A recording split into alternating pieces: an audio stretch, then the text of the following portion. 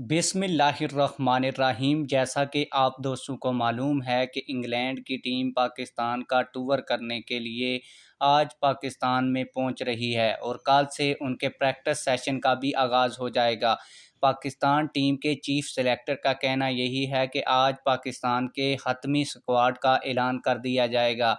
लेकिन आप लोगों को बताता चलूँ कि एशिया कप के अंदर कुछ खिलाड़ी जो पाकिस्तान की टीम में शामिल थे बिल्कुल फ्लॉप रहे और इनकी जगह चेंजेस ज़रूर पाकिस्तान टीम को करनी चाहिए, क्योंकि पाकिस्तान टीम का ये आखिरी सीरीज़ है। इसके बाद T20 वर्ल्ड कप शुरू हो जाएगा और T20 वर्ल्ड कप के लिए अगर पाकिस्तान ने किसी भी खिलाड़ी को मौका देना है या आजमाना है तो ये पाकिस्तान टीम के पास सुनहरी मौका है।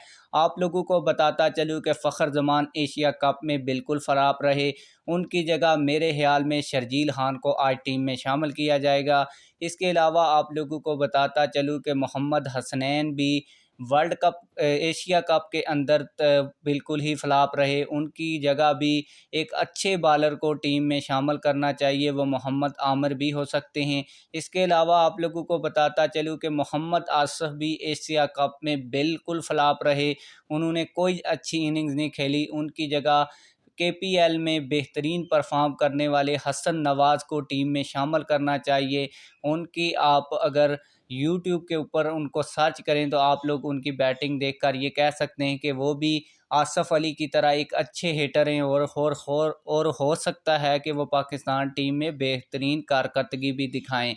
आप लोगों की इस हवाले से क्या राय है, कमेंट सेक्शन में अपनी राय का ज़रूर इजहार फरमाएं। मिलते हैं किसी और वीडियो में। अल्लाह।